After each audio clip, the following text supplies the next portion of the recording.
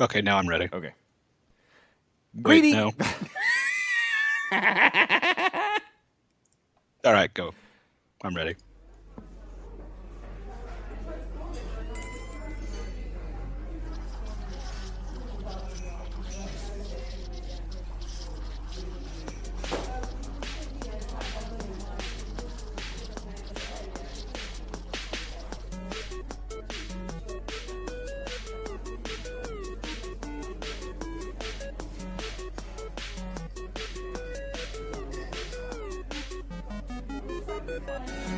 Greetings, life forms, wherever you're receiving us. This is Justin. And Matt.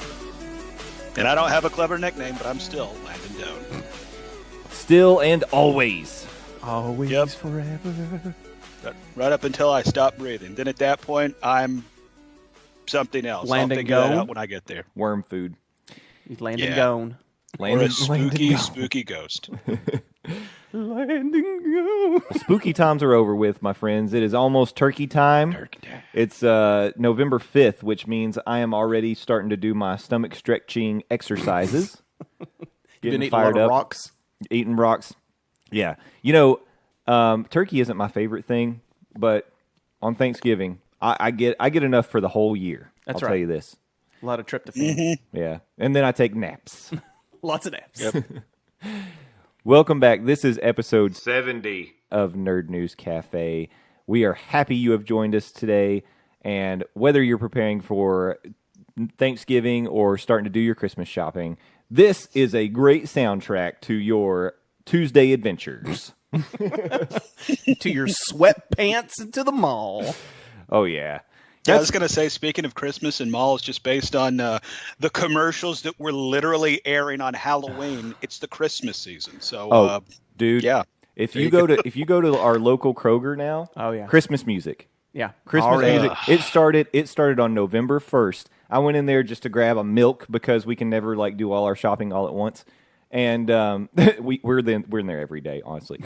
And so I'm walking through Kroger and I was going, wait a minute.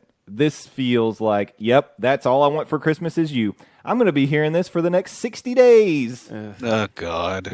Maybe Though, they're- to be fair, there aren't any really, Thanksgiving songs. So we can't be like, well, why don't you play, Love Me Turkey Tender or something like that. But at the same time, it's like, can we just, breathe? Like, let the holidays breathe a little bit. Thanksgiving's still kind of a big deal, I think. But I think you just stumbled on a great idea, Landon. We need to put out a Thanksgiving album. Absolutely. I'll be the tambourine guy. All right, hold on. It is November. The song used to be about September, but we're changing the words for November.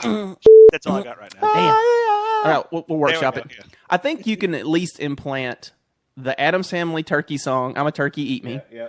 You can. I think Adam Sandler had one, didn't he? He did. Okay. He did, yeah. And then, which is kind of all purpose, you could use summer. I think you could use for any time that you're traveling, is the National Lampoon song. Oh, yeah. Yeah, the Holiday Road? Holiday Road, yeah.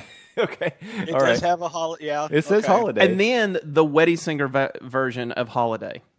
Okay. Holiday. So Where he's Yeah, crying. this whole premise is sweaty, It really is, but we're going to make $1 million. Million. and then we'll never have to work again. I say we toast to our great idea by going around the table and raising our drinks. That's right. So, Landon, what are you drinking here in the cafe today?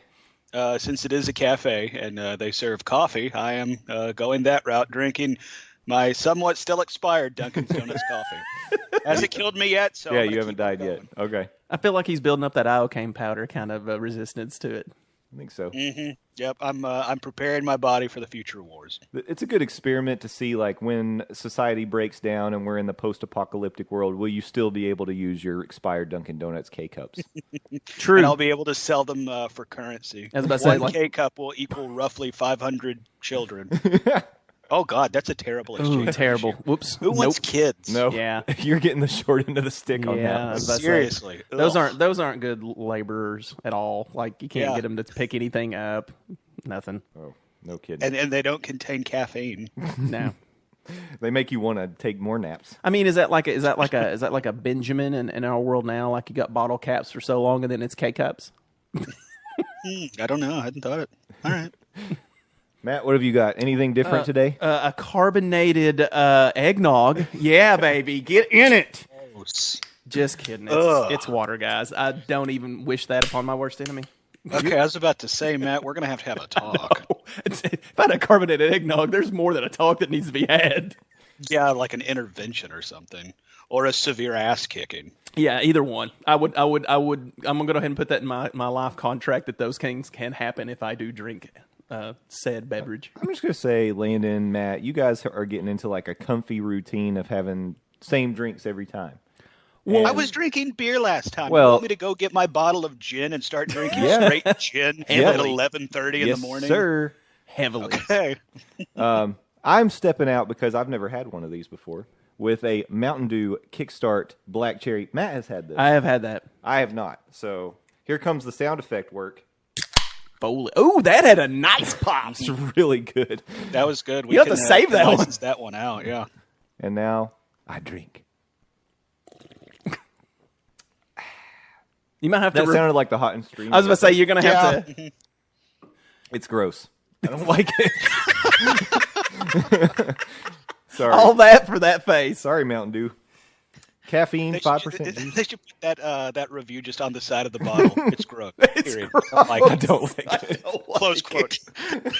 Bitter beer face guy right there below it. 5% juice, 100% gross. Okay. But 80 calories in a 60 fluid ounce can, which that beats most of your sodas. So Sure. 0 calories in that polarized seltzer water, right from the poles. New from Polaroid, carbonated water. Little, shake it like a Polaroid. Do not shake these cans like a Polaroid. You should, and then celebrate by spraying them on a championship locker room. That's right. Yep. And Shout their out water. to the Houston Astros. Shout out to the World Series champion. Yeah. All right, let's get into some headlines this week, my boys. Ladies and gentlemen, if you would like to follow along, you can go to our Twitter account. That's at nerd_news_cafe. We don't always fill 140 characters with our own thoughts. We like to go and suck those thoughts off of other media outlets and share them with you. But we kind of look at it as a centralized hub, so you can one-stop shop. Go to our Twitter account, and you know what's up. That's all you need. And we are your portal to the nerd world. I was kind of thinking, guys, we need like a tagline. Like, what would be our one sentence summary of what this podcast is? And I kind of like your the portal. tick of the Twitter bird. Well, tick of the Twitter bird's not bad. I kind of like your portal to the nerd world a little bit. That's not bad. Okay. But the other thing that I had been thinking about too is we're kind of like an audio version of Comic-Con, or some sort of a convention like Dragon Con. So we're like an audio nerd convention. I feel like we're the Every geek week. ticker. Geek ticker. I have an idea. Do Okay. it. Down to Does that not work? I don't want to put that on a T-shirt. Oh, I think it's already on a T-shirt. Honestly, I really do. Yeah, it probably is. It'll be Tyler Perry's Minions presents Nerd News Cafe, down to Oh man. God almighty. You know what, though? Not far from the posters that are already been put out for that. Let me just mark the time here. First edits of the day. Landon keeps me on my toes.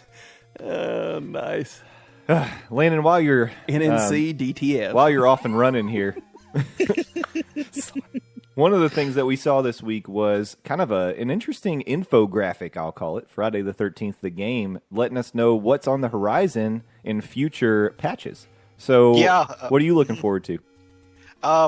First of all, you said it was very interesting, and I got to give it to Gun Media again. Not only is it telling us what's coming, but they're kind of putting themselves on somewhat of a schedule as well. They released a map kind of fashioned after a general information map, like a "you are here, this is up here, this is down here," and they put a pumpkin to represent Halloween, and they put a snowflake to represent, I'm assuming, Christmas. Oh, I thought it was representing me because I'm a tender snowflake. Oh yeah, look out! We got triggered snowflakes over here. Yep, that's the point where everybody starts rebelling against this game, and they go into the whole conferences and government reviews. And It's really sad. Anti-Jason activists are trying to ruin Camp Crystal Lake. It's a beautiful lake. The best kids around there, only the best. But anyway, that was a good one. That was a really good impression. Thank you. I appreciate that. I apparently am on a hot start today. But what really catches my eye is the second point after Virtual Cabin 2.0. I'll be honest. I have no idea what I don't know what that means. Sounds sexy. Offline bots. Yeah. And that has been one of my biggest, I guess, gripes about this game is when it works, but the servers are still kind of iffy. But with offline bots, it takes the server problem out of the equation. So in theory, you'll still be able to play the game if the servers are crapping out. So I like that. In addition, they're introducing new counselors and a new map before Christmas. And then towards the end of the map is the single player challenge, which is, again, gets around the issue of having to deal with the servers. And in all honesty, it's like I would totally love to be able to just be Jason and go mess up some bots, because as fun as this game is, anytime I'm Jason, because it happens so rarely, me being Jason, it's completely random. I still feel like, oh God, I don't know what I'm going to do. And I've gotten in games where the Jason clearly doesn't know what he's going to do. And yeah, it's nice when the counselors can, pretty much not have to worry about being murdered, but it really takes away from the game experience if you don't have a good Jason. So I'm looking forward to that. And again, I really like the way Gun Media has presented what's coming, kind of puts them on a time schedule. And also all of this stuff is free. Yeah. Yeah, free so edition $40 will get you in the gate. Now there are like some emotes you can buy. Like there's an emote pack for $2, I think. There's some summer bikini skins. Ooh, a Jason bikini? I love it. I'm interested. I'm into it. A Jakini? Yeah, Jason in a two-piece is hot. Hot. I like that he hamburger is look. thick, and the THICC thick. If you know what I'm saying. Got it.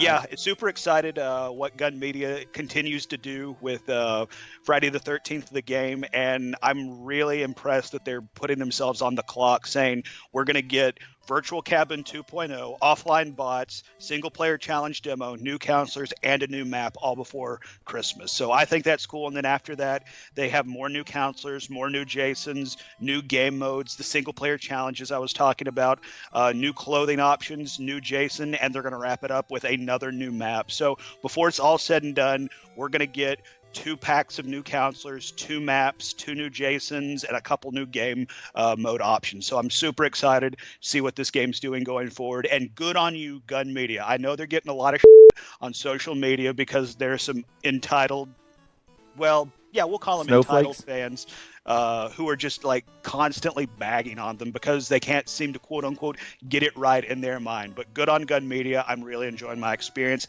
And I love, again, the fact that they are saying this is what we're doing and we're going to do it by this. So they're holding themselves accountable, which I really like. Yeah, that's awesome. And I like the transparency. I like that they're telling us what's coming.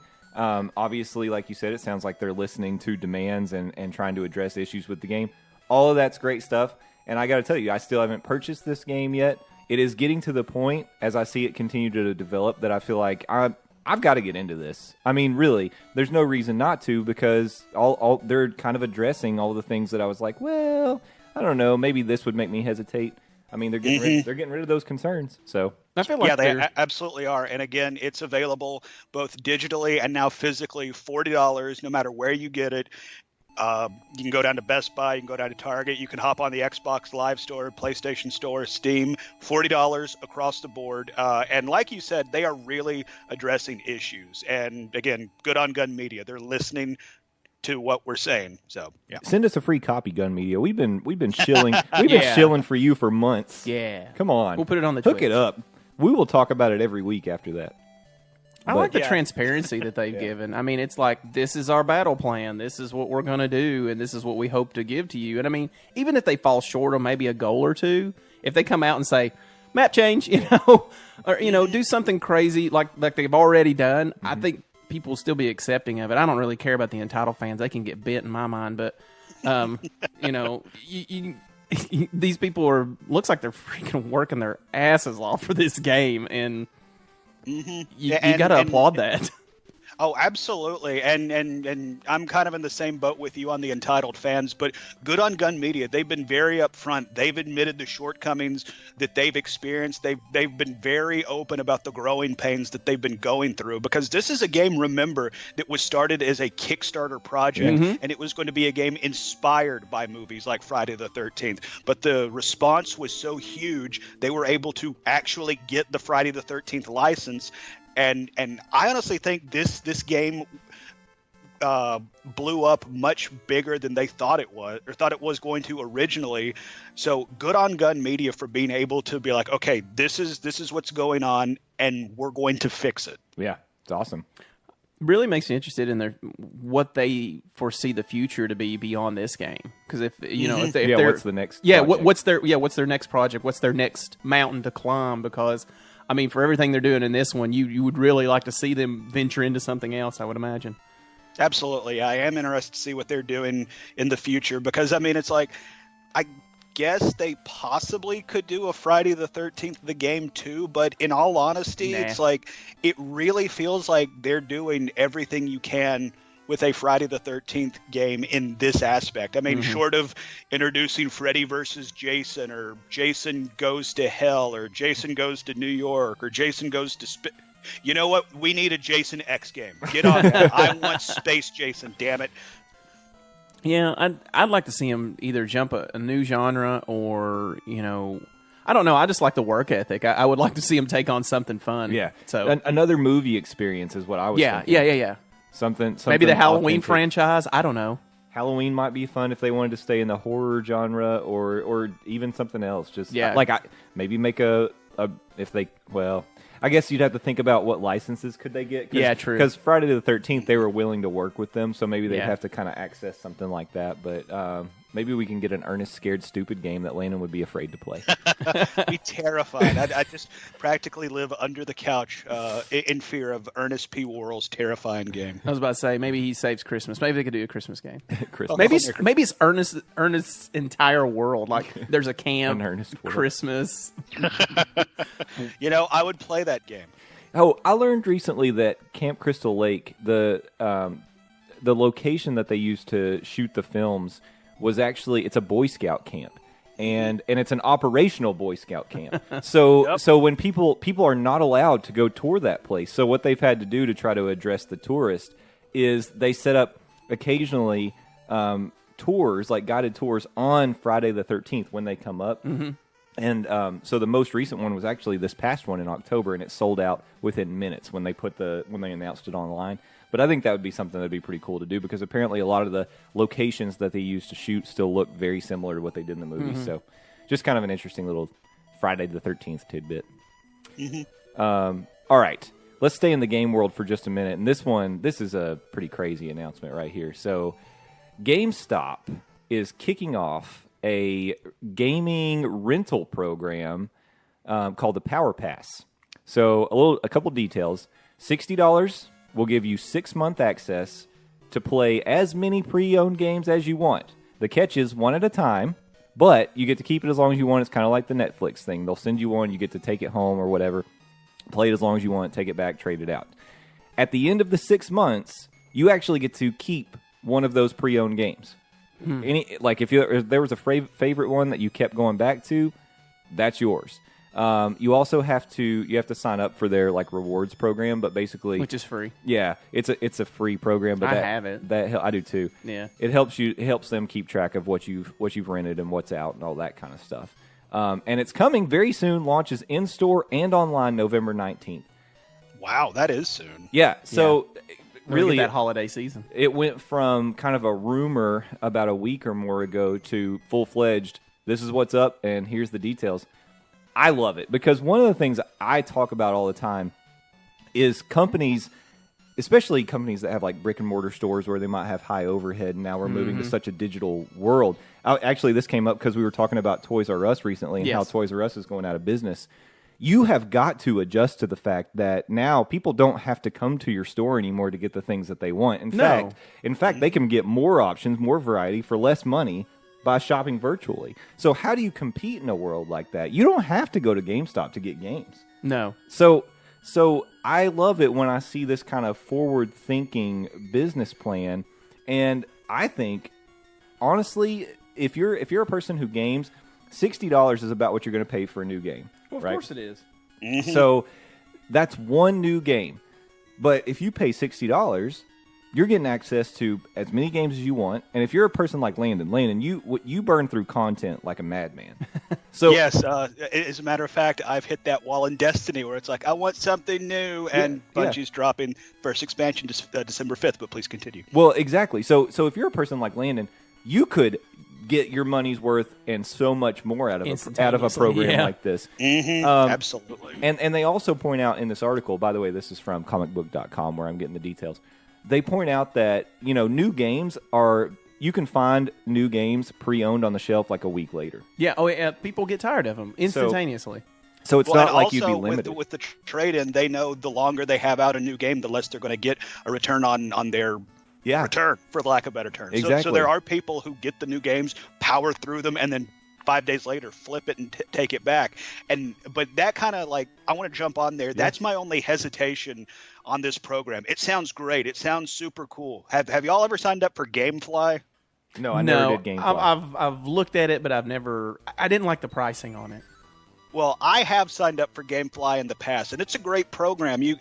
I'm sure our listeners know it's kind of like the Netflix for games. Mm-hmm. But if you want the new hotness that just came out, like Wolfenstein, the new Colossus that just came out, if you want that, you can put it at the top of your queue. But if everybody else wants it, you're going to be waiting and waiting and waiting until it's back in stock so you can then rent it. That's my only hesitation about this program is you're at the mercy of your local GameStop's used game catalog. Yeah, on these new games. But at the same time, still $60 for 6 months and as many as you want, one at a time. This still seems like a really good program. Mm-hmm. No, I'm with you on that. And I mean, I don't know. Not everybody's got the same advantages in every town, but I know in this town there is a GameStop almost at every gas station, beside every McDonald's. Yeah, it's literally it goes, Pilot, McDonald's, and then a GameStop. So and then Walgreens. And then there's the weird Starbucks GameStop combos. Combos. Starbucks or StarStop. They might as well change their name to GameBucks. GameBucks. They're going to be rolling in it. But I will say this, that I think one of the bigger advantages of them doing that, number one, it's going to eliminate all that backstock. They can't move. Yep. Number two, all these new games that are coming out have previous, sequels or something like that. So, say you're getting into the Arkham Asylum stuff. Yep. If they come out with a new one, guess what you're going to want to go do? Yep. Oh, I've never played those. Now that I have this pass, I can go hit 1, 2, 3. I can go through them all. Yeah. And within 6 months, if you get it early enough, you've already went through all those titles, which builds you up to buy that $60 pre-order from them.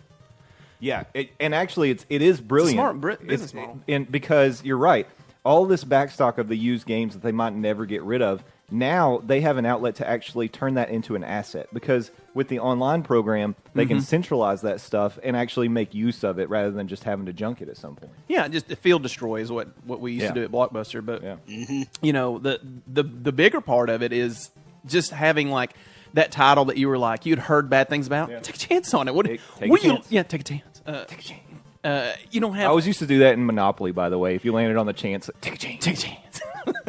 Wow, you just found a way to make an insufferable game even more so. I know. Now you know why many a family member That's my goal in life. Jumped out.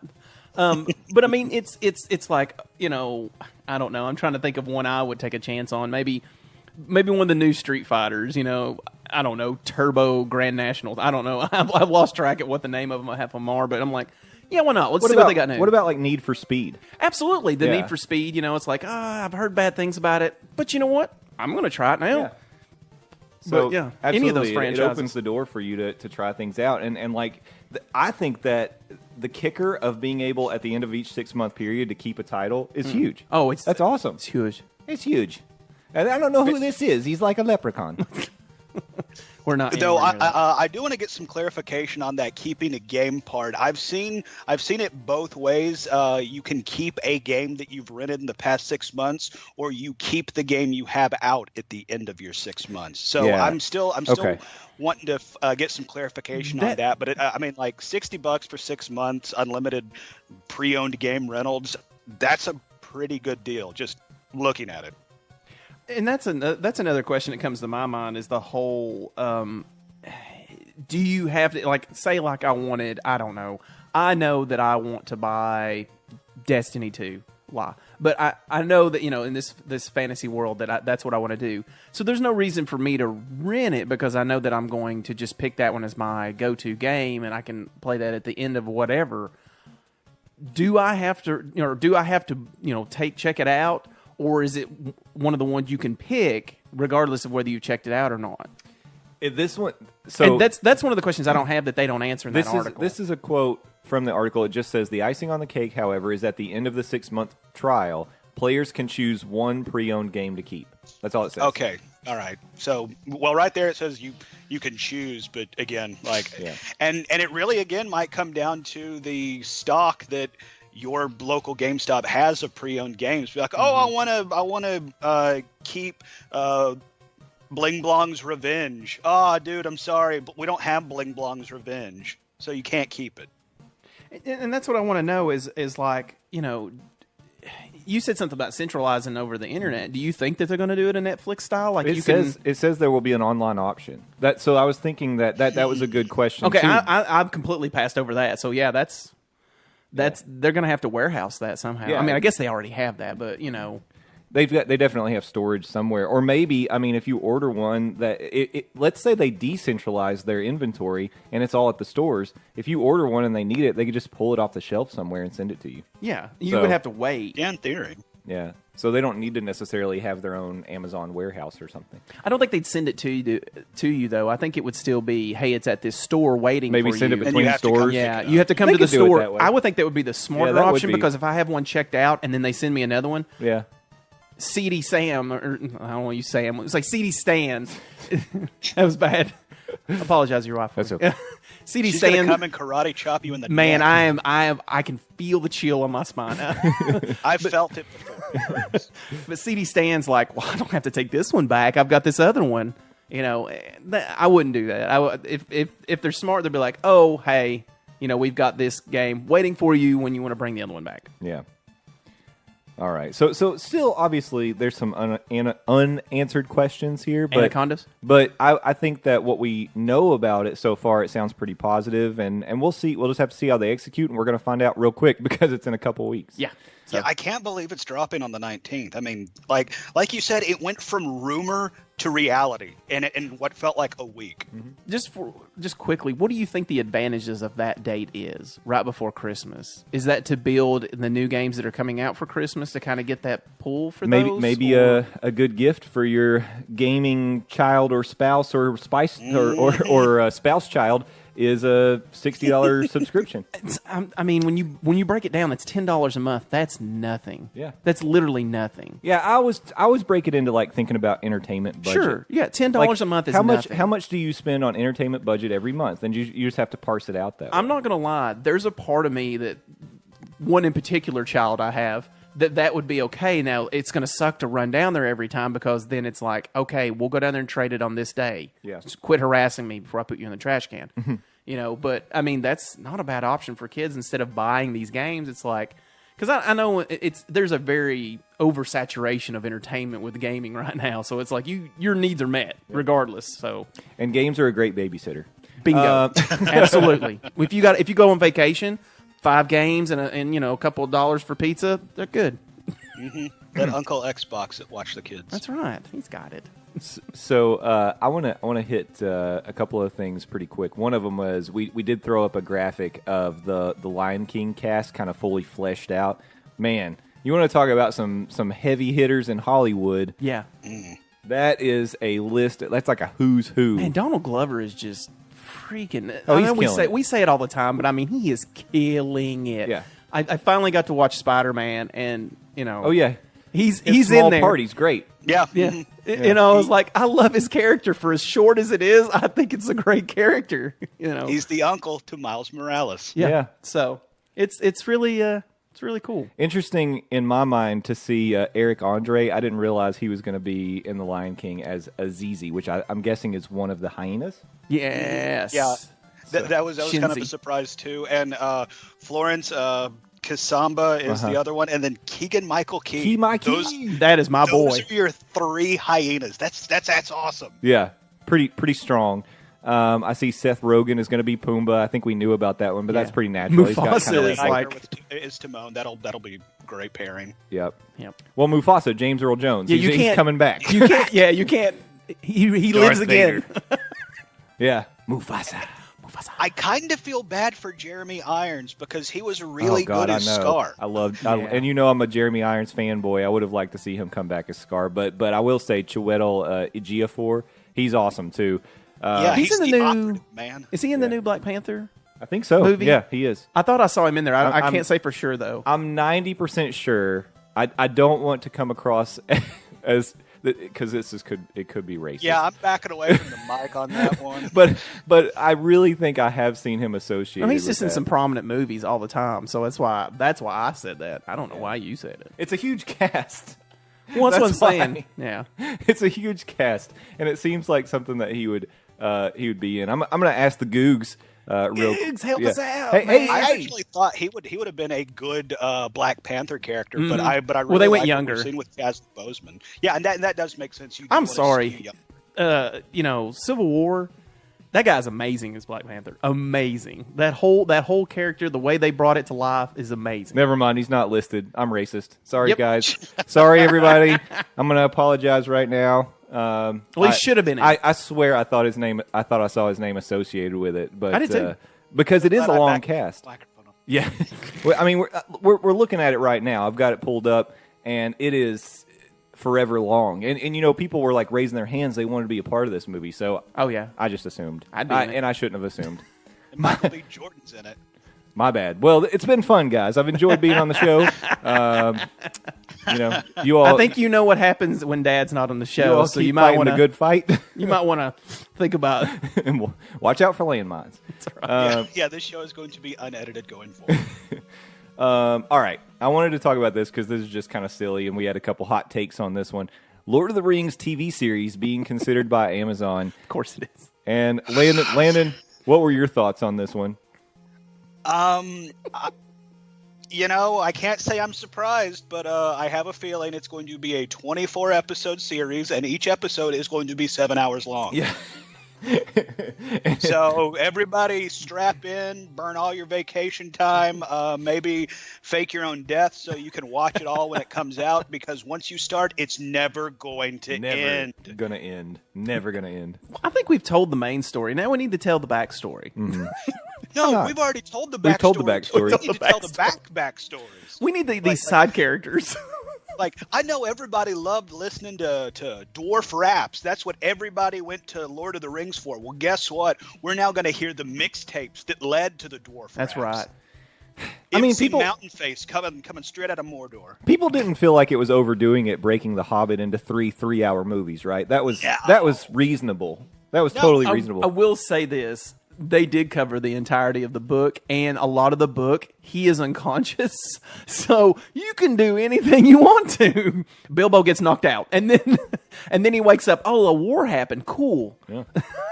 Here's what that might have looked like This in is- real yeah. time. This while you were sleeping. A Bilbo story. So I don't know. Well, if Netflix is hello, you're green lighted, what is Amazon's phone answer like? How much time do you need? Yeah, pretty much. This is Amazon. Explain it to us. Hello, Amazon. Did you mean to call Netflix?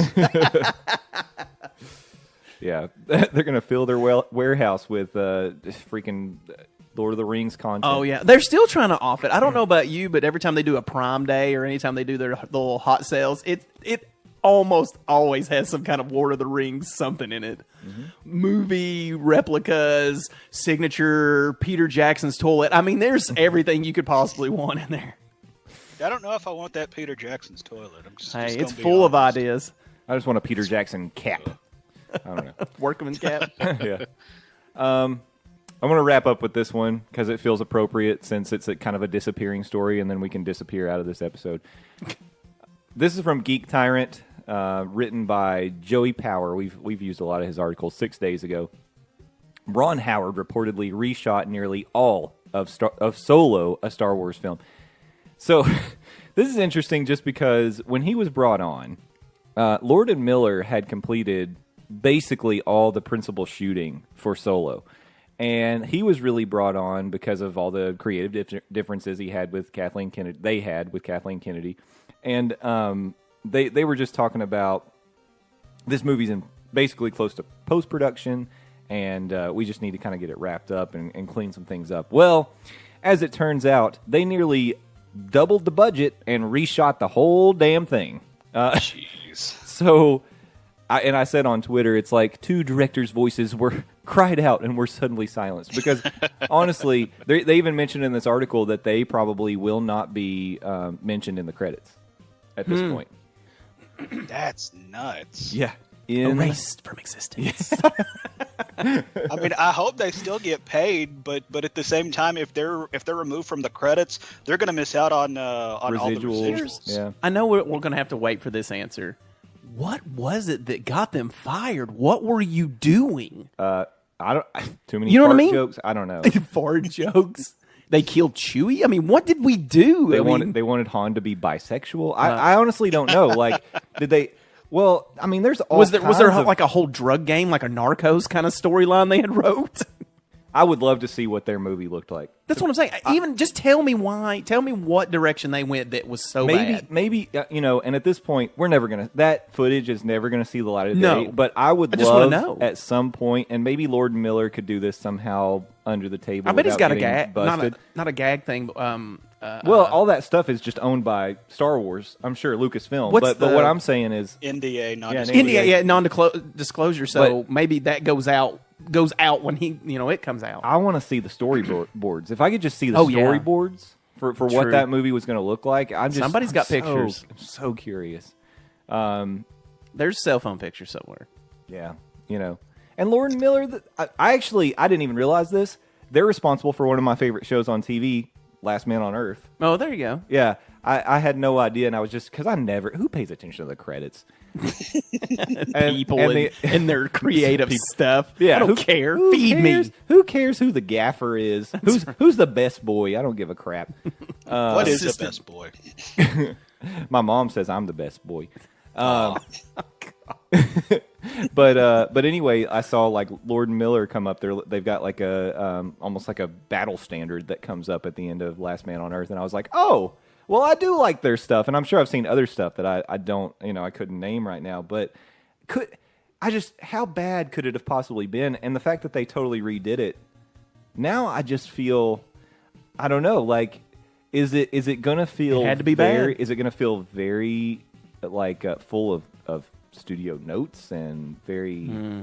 Like they're not going to take any risk. Let me ask you this. It's not going to go in a new direction. It's going to be very safe. You know what I mean? It could be that, or let me throw this out at you. Could it be the way it was filmed, the filters, the I guess the environment that they built for what they were trying to tell, and mixing with what we've seen Ron Howard do. What we've seen Ron Howard do. What we've seen him do in the past. How he films things, how he shows things.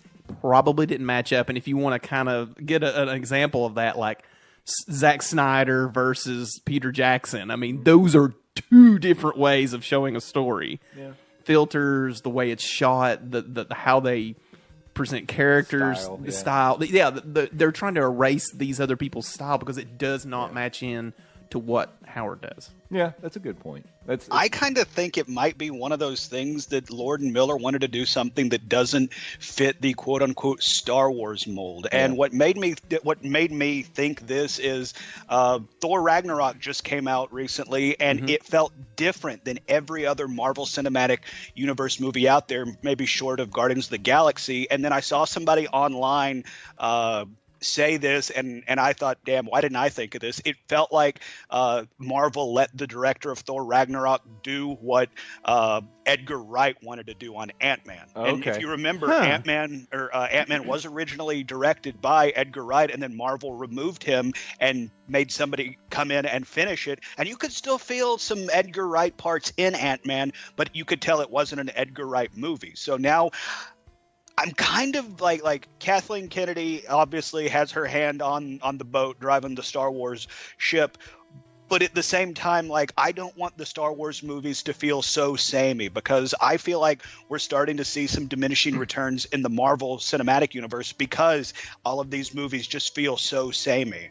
And that's what makes your Guardians of the Galaxies and your Thor Ragnarok stand out, because they are just so damn different than everything else they've done. Yeah, and the whole point of these anthology films was that they didn't have to fit that episodic mold. Mm-hmm. They could try some different things. So that's what I liked about Rogue One, is we got something else. Mm-hmm. I mean, there's no opening scroll in the beginning. No, it's this is a story we're telling you. You know, this is your supplement. You know, you just put it in here right between these two movies. Let me just push these. You know, so. And I was just pulling up because I know we've talked about it before, but I want to give Lord and Miller some due. So they're responsible for things like Cloudy with a Chance of Meatballs, 21 Jump Street, and 22 Jump Street.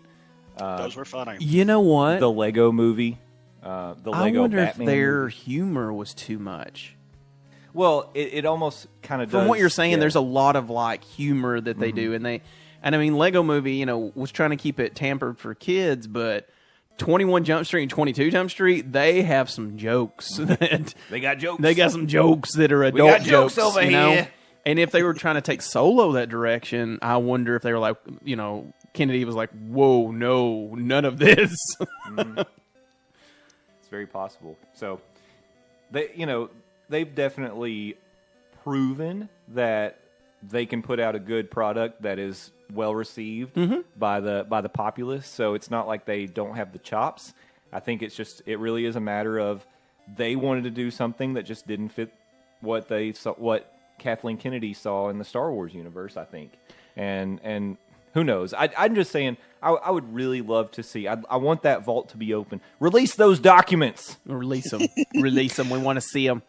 We're going to release the Lord and Miller Han Solo movie. I've seen it. It's the best. Sorry. I got attacked by a cat. I was struggling to put him down because he started... You too? I got attacked by a cat too. He started to attach himself to everything around me, and I couldn't put him on the floor. Like bathtub style? Yeah. But yeah, I don't know. The thing is, would they use them again? Was it like, you just weren't the fit for this, we're going to go ahead and backtrack this and get it with the person that we do know that fits?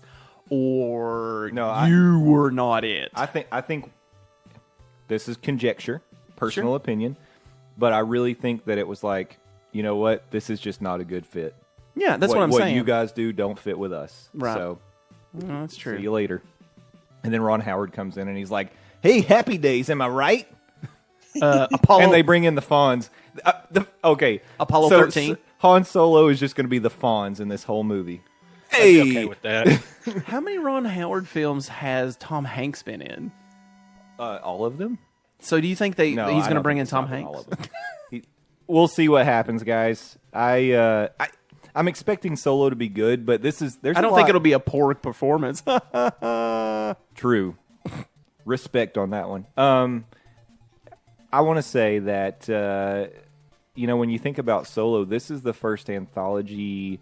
Well, it's only the second one we're getting, but it's the first one that's got a lot of stakes to it because people love Han Solo. Oh yeah, this is a treasured character. Well, he's so treasured that we changed his scoundreled ways in some of the DVD or Blu-ray releases, didn't we? Well, Han shot first, and that really pissed people off because they're like, Han, we have an idea of who Han is in our mind. We've talked about this. We as fans, like true fans, or even just people who are passionate about Star Wars, you have this idea of a character in your mind, and when you go back and change, like, that's a pretty big personality change for Han Solo. You can't mess with that stuff. So this movie, I'm telling you, people are going to have some pretty high expectations going in. Rogue One, no one knew what to expect. True. Well, and some people thought it was supposed to be the following the Force Awakens, so they really didn't know what to expect. Yeah. Well, those people need to get the internet. So. But anyway, so we'll see. That's all I can say about it. We'll see. I'm anxious. I'll tell you this actually. I don't have Donald Glover's in that one too. Yeah, he is. So it can't be bad. I don't have high expectations for the Solo movie because I feel like it can't be what I would expect it to be because I want to blank slate it. I don't even know, want to see trailers. I don't know how can a person, because you're going to have to portray the character that Harrison Ford created. Yet again, someone else is trying to walk those Harrison Ford boot steps. And you're not River Phoenix. So how are you going to do it? Now, snakes. Yeah. Why did it have to be snakes? And the dog. Hey, that wasn't too bad, was it? That was pretty good. I don't know. I don't think they can go wrong with it. You can tell any story you want to right now. They control it. They control the history. They are the revisionists of history right now. And it's like if they want Han Solo to be, the rumors of a Imperial pilot, or they want him to be a nerf herder, they can make him whatever they want him to be, and you're going to accept it because they'll rewrite it to where it makes it accepted. So. Either way, he's going to be scruffy looking. He's going to be scruffy looking. He's going to be funny. He's going to have that swagger to him. You're going to love him. So you're going to love him. So you're going to love it. I don't think it'll be bad. All right. Well, that's going to use up our time for today. So, Matt, tell them what else they could love if they wanted to listen to a different podcast. If you are watching Star Trek Discovery, you can listen to Tracking Trek Podcast with me and Thomas as we go over each episode and analyze every single scene. No, we don't do any of that. We actually go pretty fast now. We scan through it. We kind of give our ideas and thoughts and look at the plot and go, man, what are they doing? And that's what we say at every episode. Man, what are they doing? But no, it's a really good show. I'm really enjoying it. They're starting to get their Star Trek feet under them, as I'll say in this last episode. We released it a little late because of Halloween, and I observed that national holiday. So sorry. But if you guys are interested in listening to me and Thomas rant and rave and talk about all kinds of craziness that show involves, you can hit up Tracking Trek Podcast and Twitter at Tracking Trek Pod. Landon. Twitter.com/Landoz, LANDOZ. That's where you can find the latest musings from me, 140 characters at a time. I also run a website, buttmunchchips.com, buttmunchchips. Sit on your butt. And much. It's where you can find the exclusively posted Game of Thrones Talk, a.k.a. GOT Talk, where myself and Hunter East break down each episode of Season 7 of HBO's award-winning series Game of Thrones. We are on a little bit of a hiatus right now, so we have the Butt Munch Chips Variety Pack, which is a more of a topical conversation podcast where myself and other people, right now it's just Hunter, talk about a specific topic. Most recently, we've talked about video games, how we've gotten here, where we want to see games go in the future. Be on the lookout in the next couple weeks. We're going to have a spoiler cast drop on Thor Ragnarok and where the Marvel Cinematic Universe is after the events of Ragnarok. So be sure to keep an eye on that. And that website is buttmunchchips.com. Remember, Buttmunch Chips. Sit on your butt in a muncha. Oh, we have too much fun. As far as Nerd News Cafe, we're everywhere. You can Google us. You'll find us on Facebook. You're going to find us on Twitter at nerd_news_cafe. We've got a website, nerdnewscafe.com. We're on YouTube. We're on iTunes. We'd love a rate and review. Yes, rate and review. Get us to the top. Yeah, and then go out and join the forums and join the conversation. We'd love to hear from you. We got a couple good responses over this past week. One of the things we got was we did have one of our listeners, Robert, went out to Thor in costume. Mm-hmm. And he gave a very strong review for Thor Ragnarok. He loved it. And then we got a hit from Thomas too this week. Okay. He referenced us. We were talking about over the top, turning our hats backwards. He said, "You know who else turns their hat backwards when things get real? Ash Ketchum, that's faux show. That's true. So and guys, also Fred Durst. He does that, but I don't know if we want to be compared to Fred Durst in 2017. Let's not. I would rather not. Cheer.